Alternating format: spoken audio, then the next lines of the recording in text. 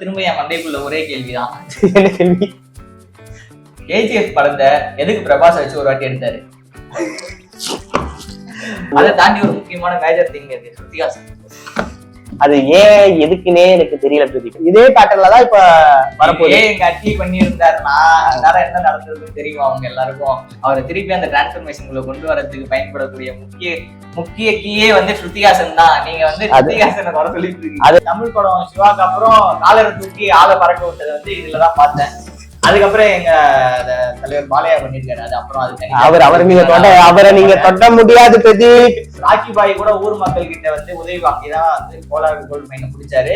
ஆனா பிரபாஸ் அப்படி கிடையாது, தனியா போய் தனியாவே வந்து கான்சாராவை பிடிச்சிருக்காரு. கலார் எதுக்காக பாக்கலாம்? போறச்சா போய் பாருங்க, எனக்கு பிடிச்சிருக்கீங்க.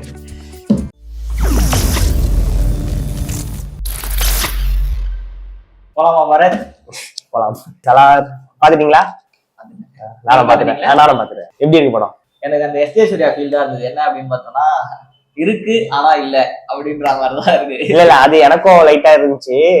அதோட தாக்கம் பாத்தீங்கன்னா கேஜிஎஃப் பார்த்ததுனால அடுத்தது அவர் அதை விட பயங்கரமா பண்ற முடியுமா அப்படின்னு ஒரு தாட் எல்லாருக்குமே இருக்கும். இதுவும் கேஜிஎஃப் தாங்க, அனதர் வெர்ஷன் ஆஃப் கேஜிஎஃப்.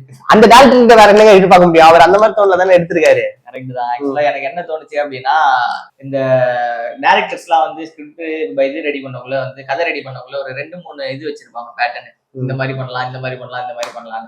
இது வந்து அனதர் வெர்ஷன் ஆஃப் கேஜிஎஃப் அப்படின்ற மாதிரி தோணுச்சு. யாசிக்கு அந்த பக்கம் கேஜிஎஃப் கொடுத்துட்டு கேஜிஎஃப் வேற பேட்டர்ன்ல எடுக்கலாம்னு யோசிச்சு வச்சிருந்த பேப்பர் எடுத்து பிரபாஸ்க்கு கொடுத்த மாதிரி இருந்தது எனக்கு. இல்ல அது ஒத்துக்கூடிய விஷயம் தான். ஏன்னா அவர் வேற பேட்டர்ன் விட்டு போல. இப்போ சங்கருக்குன்னா ஒரு கலர் டோனு, ஒரு பிரம்மாண்டம், ஒரு பாயிண்ட் ஆஃப் வியூ அப்படி இருக்கும்.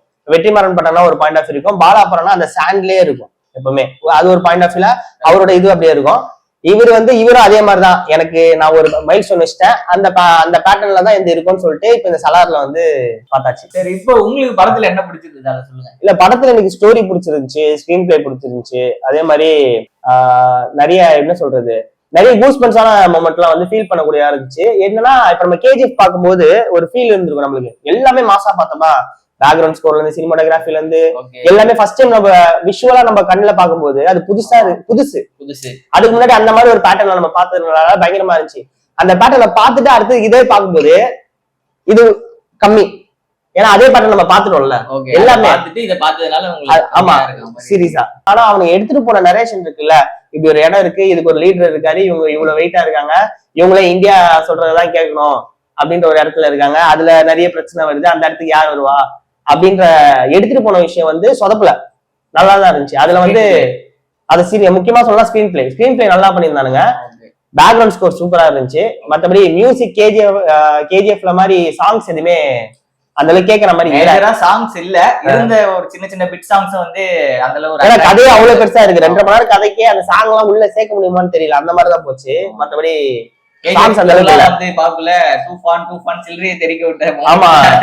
அவன் குறுக்க மட்டும்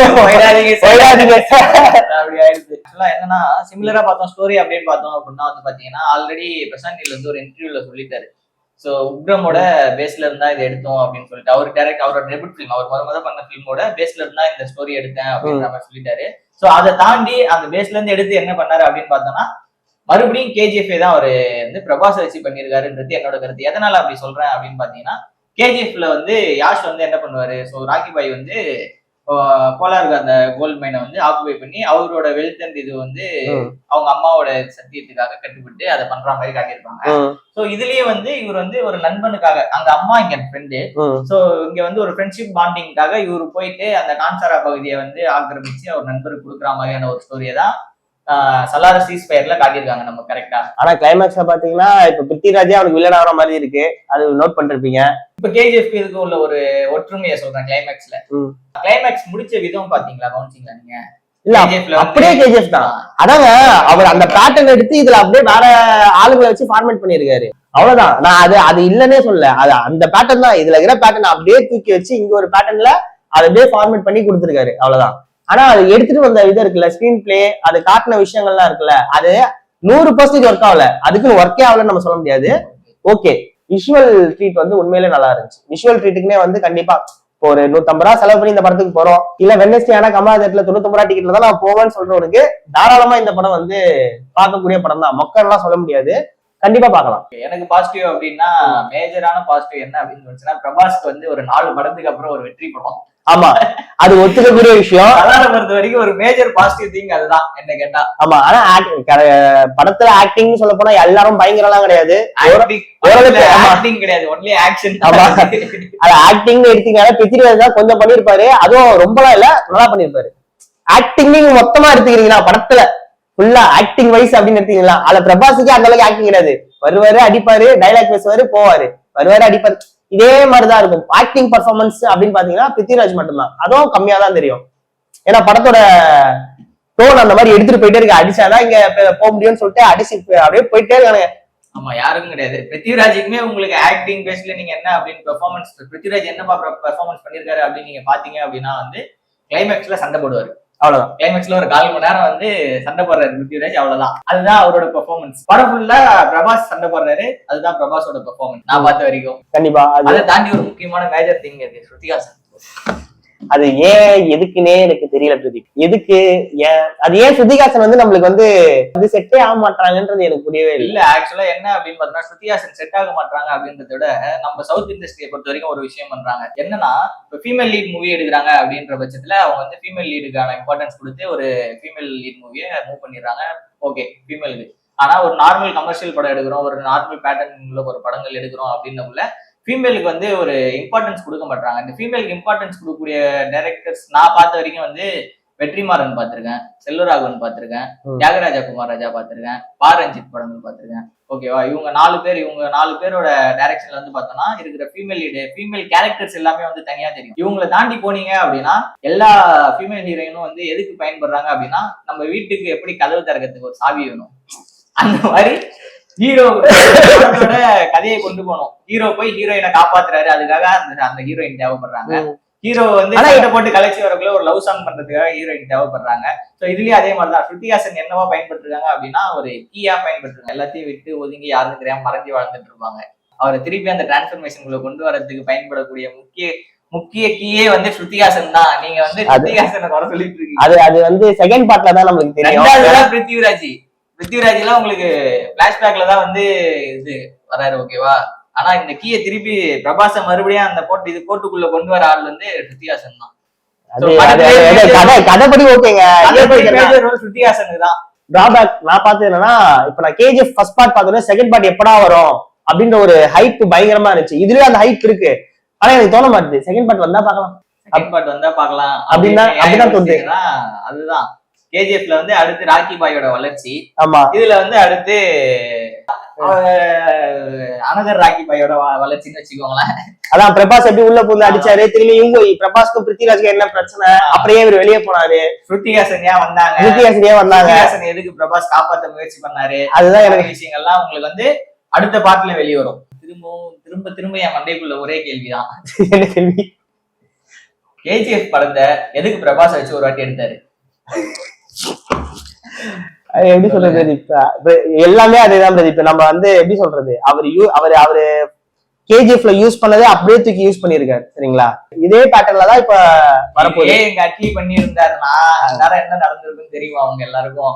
கரெக்ட் தான். ஆனா அவர் படத்துல இருந்தாலும் பிரதீப் அவர் பண்ணாரு, அட்லி அவர் படத்துல இருந்தா பண்றாரு. அடுத்தவங்க படத்தை எடுத்தாங்க. அது வந்து பாத்தீங்கன்னா நம்ம அட்லி உட்கார சொல்ல எல்லாரும் தான் அப்படி பண்றாங்க. அவர் அட்லி ஃபர்ஸ்ட் படமே அந்த மாதிரி பண்ணதுனால அது ஒரு பேர் வந்ததுனால அது அப்புறம் அதுவே மொத்த பேரா அப்படியே மாறிடுச்சு, அவ்வளவுதான். அதனால இன்னொரு நாள் விரிவா டிஸ்கஸ் பண்ணுவோம், எதனால அட்லி இந்த மாதிரிலாம் நீங்க டார்கெட் பண்றீங்கன்னு தெரியல, அதை பத்தி அப்புறமா பேசுவோம். ஓகே, சரி. மொத்தத்துல சலார் ஓகேயா? எனக்கு ஓகே, உங்களுக்கு ஓகே இல்ல? பிடிச்சவங்க பாருங்க, பிடிக்காதவங்க பாக்காதீங்க. ஆனா மொத்தத்துல சலார் கண்டிப்பா. சலார் வந்து யாருக்கு பிடிக்கும் அப்படின்னு நான் சொல்லிடுறேன். சலார் வந்து யாருக்கு பிடிக்கும் அப்படின்னா ஃபுல் ஆக்ஷன், ஒரு மணி நேரம் 2 மணி நேரம் வந்து எனக்கு எதுவுமே தேவையில்ல. இந்த படத்துல வந்து ஒரு சூப்பர் சீன்ஸ், அப்பெல்லாம் இந்த லோக்கல் டிவி சேனல்ல பாத்தீங்கன்னா super scenes, mass scenes, fight scenes அப்படின்னு 1 மணி நேரம் போடுவாங்க. கண்டிப்பா அந்த மாதிரி பார்க்கக்கூடிய ஆள் 1 மணி நேரம் உட்காந்து நாமான்னு பாப்போமா, அம்மா அடிக்க வேண்டியதா, வெட்ட வேண்டியதா, முத்த வேண்டியதா அப்படின்னு பாக்கக்குள்ள அதுதான் சலார். கேஜிஎஃப் வந்து சுமாரான படம் சொல்லக்கூடிய நிறைய பேர் இருக்கீங்க. தயவு செஞ்சு அந்த அவங்கலாம் வந்து சலார் போனீங்க அப்படின்னா ரொம்ப உக்கிரமாயிடுவீங்க. நீங்க வேற பிரதீப் சலாரியா நல்லா இருக்குன்னு சொல்லுவாங்க பிரதீப், இப்ப திடீர்னு வந்து நீங்களே மன்னாரா அதான் சொல்லிட்டு இருந்தீங்க. ஏய் கேஜிஎஃப் நல்ல படம் தான்டா. கேஜிஎஃப் சொல்ல நான் சலார சொன்னேன். ஏய் நல்லா தான் இருக்கு சீரியஸா.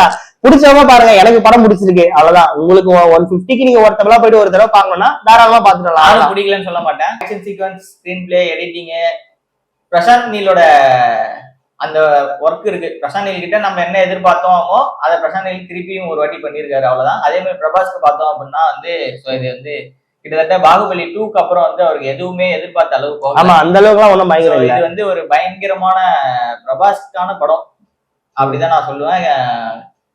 ஒரு காலகட்டத்துல ஒரு 5 வருஷத்துக்கு முன்னாடி ரெபேல் அப்படின்ட்டு ஒரு படம் பார்த்தோம், ஞாபகம் இருக்கா? ஆமா, அது மைல் ஸ்டோன் பிரதீப். அது வந்து நம்மளால ஏத்துக்கவே முடியாது. ஆனா ரெபேல் பார்க்க நல்லா இருக்கும். ரெபேல வந்து மனசாட்சிப்படி நம்ம ஏத்துக்கவே முடியாது, என்னடா இது அப்படின்னு இருக்கும். ஆனா ரெபேல நீங்க வந்து தொடர்ந்து அந்த படத்துக்குள்ள நீங்க போயிட்டீங்கன்னு வச்சுக்கோங்களேன், ஒரு கட்டத்துல அந்த படத்துக்குள்ள போயிருவீங்க. அந்த மாதிரி ஒரு எடுத்துட்டு வந்துருவாங்க, அதுதான் முக்கியம். அது போயிட்டீங்கன்னா அந்த படம் உங்களுக்கு மாசா இருக்கும்.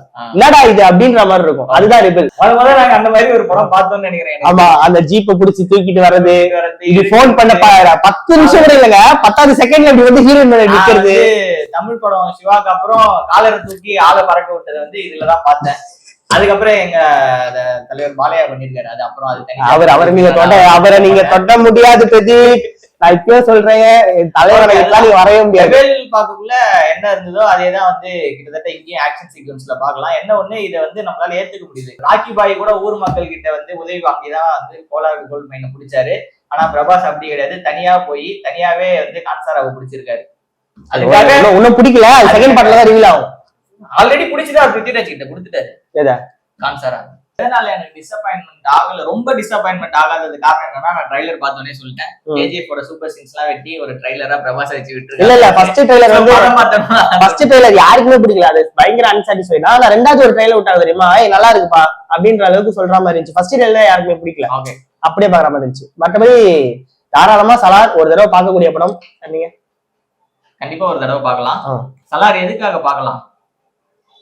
போறச்சா போய் பாருங்க, எனக்கு பிடிச்சிருக்கீங்க. ஓகே, நீங்க கேஜிஎஃப் திருப்பி பார்க்கணும்னு தோணுச்சு அப்படின்னா நீங்க தாராளமா போய் சலார் பாருங்க. அது கேஜிஎஃப் பார்க்கறத விட இன்னும் கொஞ்சம் பெட்டரா இருக்கும் சலார் பார்க்கல. ஓகே, நன்றி. பிடிச்சலாமா? வணக்கம்.